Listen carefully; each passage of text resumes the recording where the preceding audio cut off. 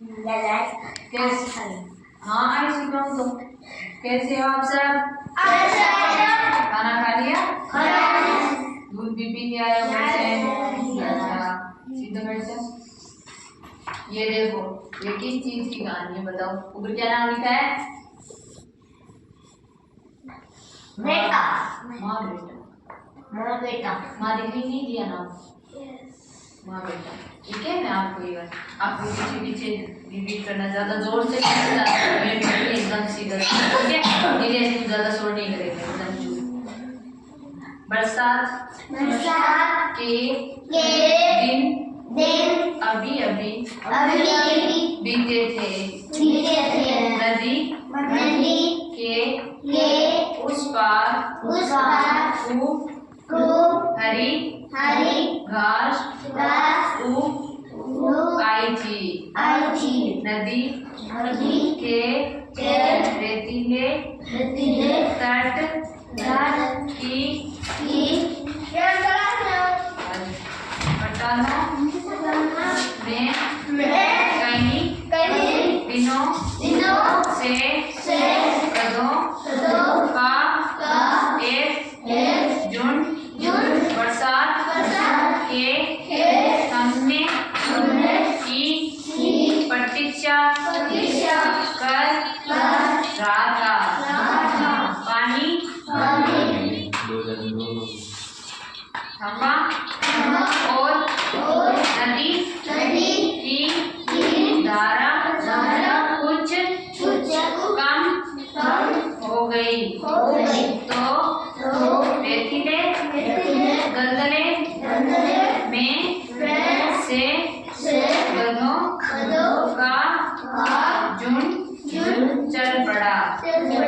इस झुंड में कुछ छोटे बच्चे भी थे। रोमू इनमें सबसे छोटा था।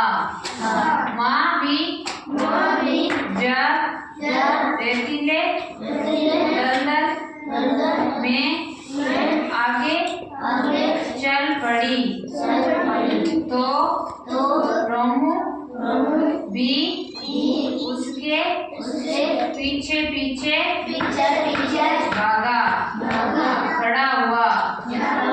रेत से पैर सन गए। फिर नदी के पानी को पार करते हुए पैर धूल भी गई। पर नदी पार करके उनकी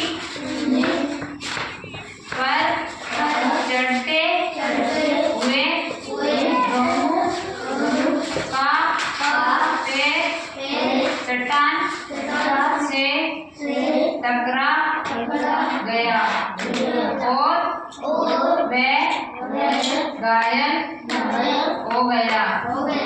इसी तरह तीनों टांगों की मदद से उसने भी मुहाना पार किया और हरी हरी घास में पहुंच गया।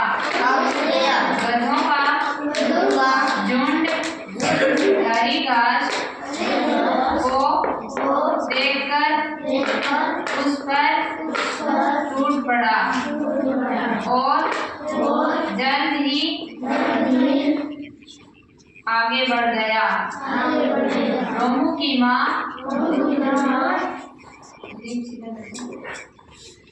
बादामी भी घास चढ़ने लगी। पर रोमू पहाड़ी पर चढ़ गया। आप सबको ये कविता अच्छी लगी? ये कहानी अच्छी लगी? इसमें आपने कहानी का क्या नाम है? क्या नाम है? माँ बेटे की कहानी। जो बरसात के मौसम में गधों का झुंड था वो घास खाने के लिए गया था। सबको अच्छी लगी ये कविता?